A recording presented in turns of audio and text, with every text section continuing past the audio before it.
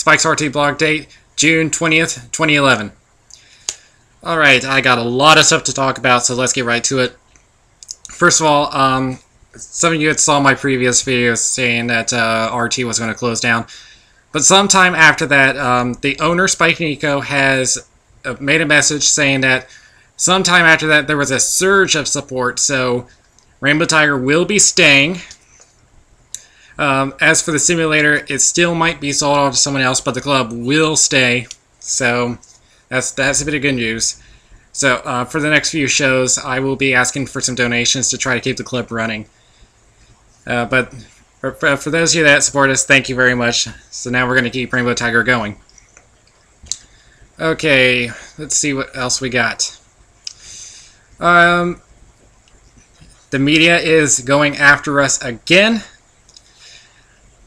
This time, there is some Los Angeles producers that are casting for an unnamed dating show, and it says they're looking for vampires, wolves, furries, adult babies, Trekkies, comic book lovers, etc., etc. But so this is from Sarah Lane Reality World. They're a production company behind this casting call. Sarah Lane Boasberg has been contacting furries through Facebook asking if they want to be interested in participating. Now, you want to know something behind them? They're the ones that were behind the Tyra Banks show. You know, the one with you, Fox, in it? So I am urging everyone, do not answer them, please. I am asking you not to go there, because we've already been through this before. I don't want this to happen again. Let's see. What else we got? This is a strange story that I've just come across. Jewish rabbis in Jerusalem have sentenced a wandering dog to be stoned to death. Now, why are they doing that? It seems that they think he is a reincarnated spirit of a secular lawyer who insulted the court 20 years ago. The lawyer they're talking about had been cursed by the judges, so his spirit would be reincarnated into a dog in what they consider an unclean animal. I swear, religious fanatics going after what I was considering an innocent dog, but they think is a lawyer. Now I'm not bashing on the Jewish. I am definitely not. But this just doesn't make any sense. They're blaming a dog for what has happened 20 years ago. I mean, even my dogs couldn't live that long. And I can tell that a lot of the dog furries and fans are going to be really offended at this. Let's see. Let's see what else we got. Oh boy, this one I am really disappointed with. If you know a Peter Bauer, he is also known as Crypto1701. He's been arrested for animal cruelty. And I really don't want to say this over the blog, but the reason for this being is that he engaged in intercourse with a dog. In mid-May, the dog warden of Richmond County, Ohio, received an email tip including links to bestiality-themed websites. Investigators found photos of him with multiple animals, including several dogs and possibly a horse. I am really disappointed with this, because people like him should know that such activity is illegal in the United States. So it does not say specifically what how long it's sentenced with should he be convicted. But let me check on the news site that came with it. Well, it says investigators said they would like to charge him with more serious offenses, but Ohio has no laws regarding bestiality. So what they can charge him with is animal cruelty, because there was no specific law on it. But, yeah, to see this in my own fandom is... Because I can say for the fan, we don't condone such activity. Because we try to... we bring in charities, we give money to them to help with their shelters, and such activity is unacceptable. So, I'll see if there will be any updates in the future. I'll let you know about this. And let's see. Here's another one. Ron Hunt worked with the San Francisco based advertising agency Good Beast, Silverstein and Partners, illustrating their new advertising campaign, "Welcome to the World of Sex." And this is for AIDS, AIDS, which is the first French HIV/AIDS prevention for nonprofit organization. This is to promote safe sex awareness, behavioral changes through innovative and provocative imagery. Now, they made a map, and one part of the map says Enchanted Furry Forest. Now, I don't have all the details on this, but you pretty much know what this is going to turn into. Now, the purpose of their campaign, I'm for it. We need to promote safe sex. But what does this have to do with us? I mean, they got other stuff on there, which I will not mention on this blog. But to mention us out of all things, is this becoming mainstream now? Have we become that mainstream that they have to mention this in their campaign? The French these days. Let's see. Now, it is, everyone should already knows about Lulzsec, which is the group that has been hacking different websites, including the CIA. And now they've waged a war on Anonymous. Now, yeah, just let me be clear on this. Lulzsec and Anonymous are two different things. They mentioned saying that Anonymous advised that Lulzsec was being too aggressive, they needed to back off, or they would be hunted off by Anonymous. They refer to Anonymous as B-tards. Happens all the time. But they've also referred to them as furries and the furry horde, which has begun to draw some unwanted attention to us. There's been some blogs, some news sites that have been spreading these tweets all around and broadcasting them.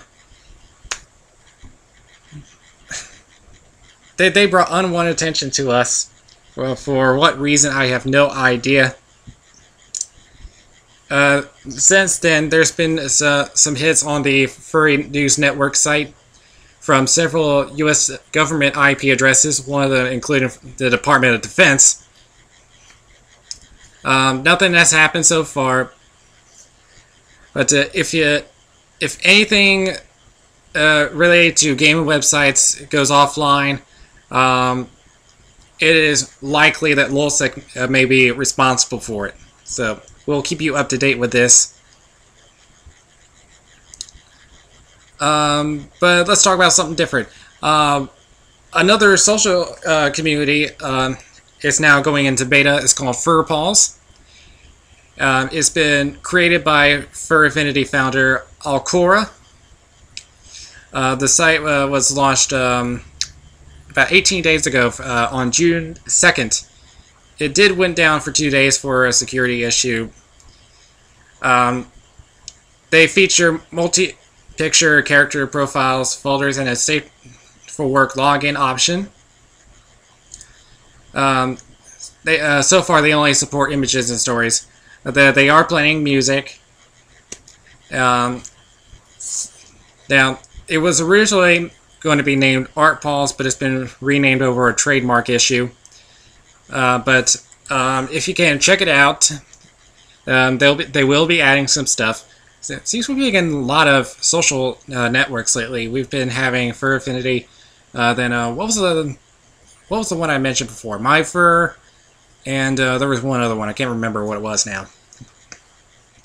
But yes, check it out, and we'll see how that turns out. Next up, as everyone knows, Anthrocon is coming up this week, and we now have an Android application that's going to be available to everyone. It's called MyConbook. It'll keep you up to date with the schedule, all the things you need to know about. So if you have a smartphone, I recommend doing this. Once again, it's called MyConbook, and it'll definitely be useful for Anthrocon. Which, speaking of, I need to give you some information on Anthrocon since it is coming up. With the schedule, let's see. We start on Thursday. The events will start at 5, which we have a live figure drawing at the Pennsylvania Room. Headless Lounge will be open at Washington. Now, let's see. There won't be much going on in the main ballroom, but we will have a dance there starting at 9 o'clock going to 1 a.m. It's in the Spirit of Pittsburgh ballroom where we always have it. Let's see. Ah, yes, my favorite show. Whose Line Is It Anyway? It will be in the Performance Hall over at the Convention Center. Yeah, it is an improv show. Anybody can participate in it. And believe me, you will love it. If you haven't been there, please go there. Friday, we have opening ceremonies at 11 a.m. at the Spirit of Pittsburgh Ballroom, basically telling you about the guests of honor, what will be going on during the convention, and some basic rules, because we did have some problems last year. The zoo will be open, which is a hangout spot. You can pretty much do whatever. It'll be going from 10 until whenever the thing closes. It'll be in an Allegheny Room at the Westin. Video gaming, Dealer's Room, Artist Alley. Those will be open at noon. But I would recommend getting into the Dealer's Room early, because the line goes quickly. Let's see. If this is your first Anthrocon, I recommend going to Pennsylvania at 1 p.m. This will give you an idea of what to do. Let's see. Bucktown Tiger will be performing at 2 p.m. at the Spirit of Pittsburgh Ballroom. So there's a lot on the schedule here. It's hard for me to keep up with everything. Fursuit Games will be starting at 1 p.m. at Westmoreland, going until 3 o'clock. We have an open mic with Jebba. That will be at 4 p.m. at the Abracadabra Lounge at the Convention Center. Fursuit Meet and Greet will be at 3:30 at Westmoreland. Yeah, the text is getting so small now.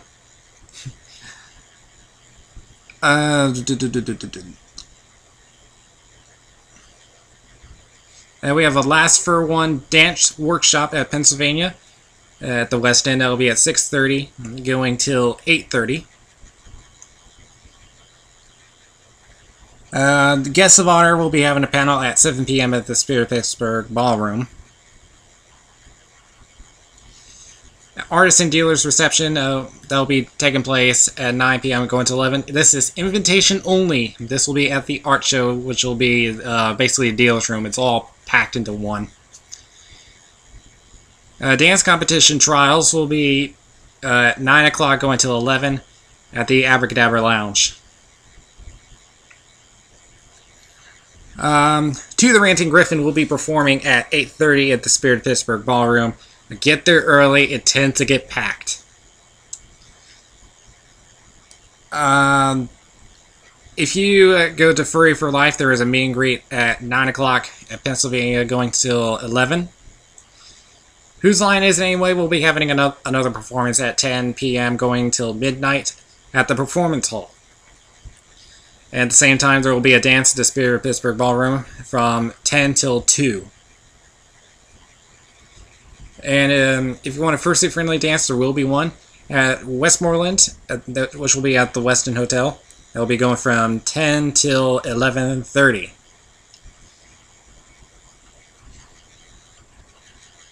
On Saturday, Fursuit Story Hour, starting at 10 a.m. at the Performance Hall, going till 1.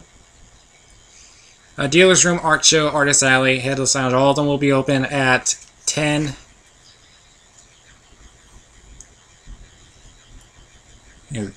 Text is getting so small now, I can hardly read them. Yeah. I just remembered I have an option on my laptop which I can zoom in. How did I forget to do that?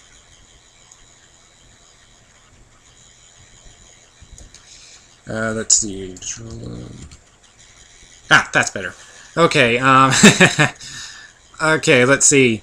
Fursuit Parade lineup will start at 1 going to 2, and the whole Fursuit Parade will start at 2 o'clock going through the whole convention center. This is one you can't miss, and these tend to break the records on the number of fursuits in there, so we'll give a number for you as soon as possible once it's done. If you're going to be in the masquerade, there will be rehearsals at 9 going till noon at the Spirit Pittsburgh Ballroom. We have Fursuit Charades Advanced from 9 till noon at Westmoreland.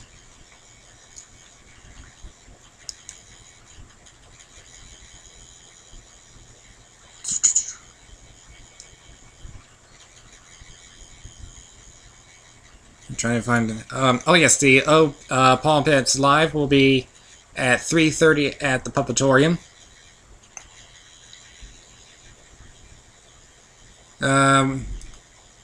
At 5 o'clock they'll be having green screen, which I'm taking it that if you use chroma key before, which you're in your front of a screen and the whole background comes up behind you. I wish I had one. Masquerade will be at 7 o'clock at the Spirit Pittsburgh Ballroom.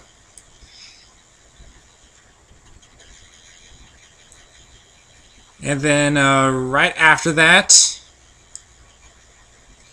Uncle Kage Story Hour at 9 going till 10:30. And the dances will be from 11 till 2 a.m.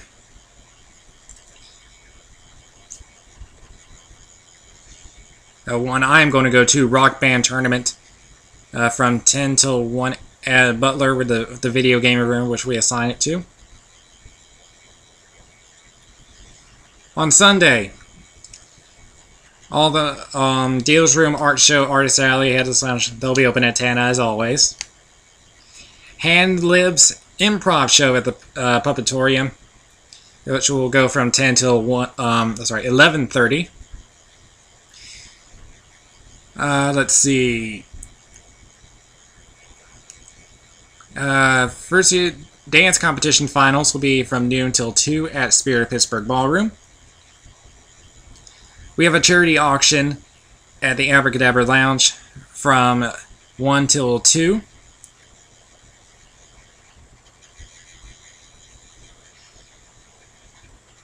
And then Fun Day Paw Pet Show will be performing live at the Puppetorium from 1:30 till 3.